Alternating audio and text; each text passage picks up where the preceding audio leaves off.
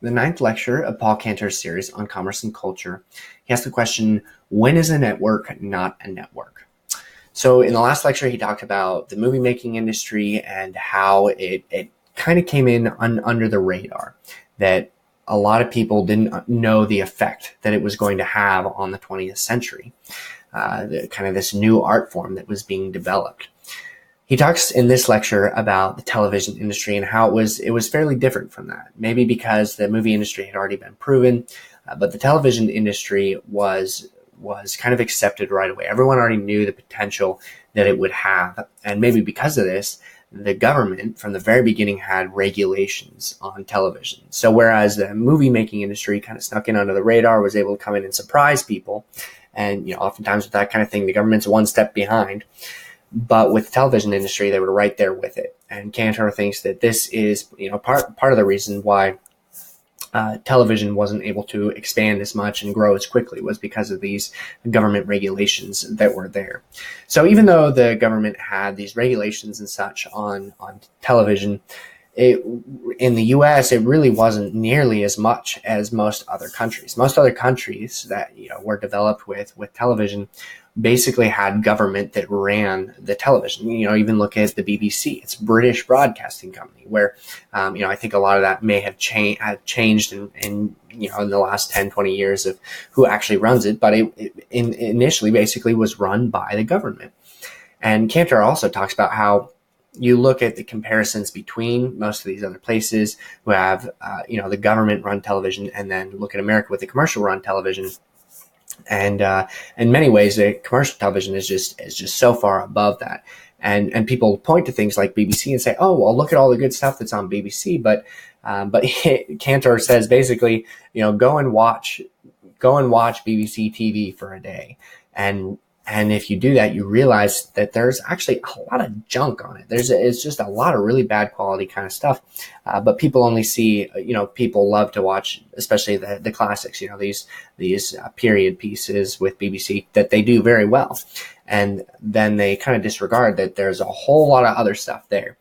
So it's not that the commercial television is the only thing that can put together good shows or good TV shows, but that it's kind of a better bang for your buck kind of deal to have the commercial instead of the government run kind of television.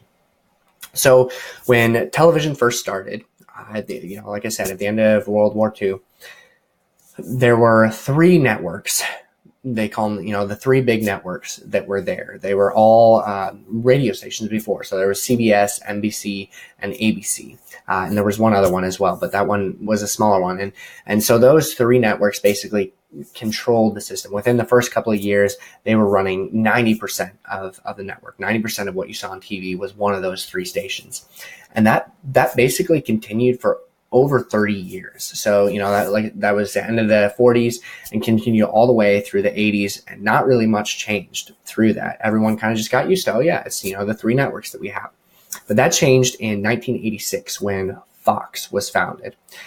When Fox came in, they were an ant to these huge companies. They felt like they could squash on it. It just wasn't a big deal. But Fox knew that they couldn't just come in and imitate these other three companies, because if they did that, it just wouldn't work out. They had to do something differently from these companies. They couldn't imitate them or become too similar, because in a lot of ways, what had happened is these other three networks had basically, had just become boring. They were all almost exactly the same as the other network. And so with Fox coming in, they were able to change some things up. They had meetings every week. This is all, the stuff that Cantor was saying, that they had these meetings every week instead of, having them monthly or whatever. They made decisions every week as far as, this TV show isn't doing as well, let's cut it. Whereas with other networks, they might say, this TV show isn't doing as well at the end of the season, then we're going to cut it.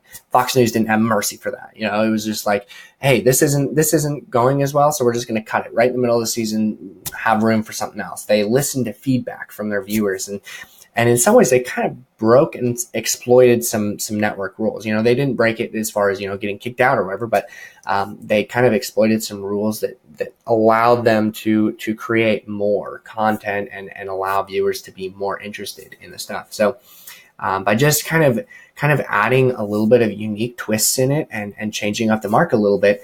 By the 1990s, Fox had become, I mean, one of the, they had the best TV shows of any of the networks. The best TV shows in the 90s were not by any of these three big networks. And so Fox kind of changed the game for a lot of them. One other thing that I thought was really interesting that Cantor talked about was he mentioned that the golden age that everyone thinks about for television is often just whatever they grew up with. So golden age, a lot of times that they consider what TV was, the golden age of the 50s when TV was perfect. But he talks about how this was when there were just these three television stations. There wasn't a lot that was there. And it really, he almost pictures the golden age more like what it is now. And that was in 2006. Now we've got Netflix, Amazon Prime, all these other things. But so often we think of the golden age as kind of when we were growing up. It's like, the cartoons when I was little were the best. And I'm sure kids 20 years from now will say the cartoons that when they were little were the best. And we kind of just use those things as like, those are the classics from whenever I was young, but oftentimes it's not necessarily a matter of quality. It's more a matter of nostalgia and doesn't really have as much to do with the actual content that was there. So really interesting stuff. And once again, just shows how much I don't know. This was less than 30 years ago that there were really only three networks. I didn't even realize that. So a lot that can be learned. Just fascinating to learn some of the history behind television.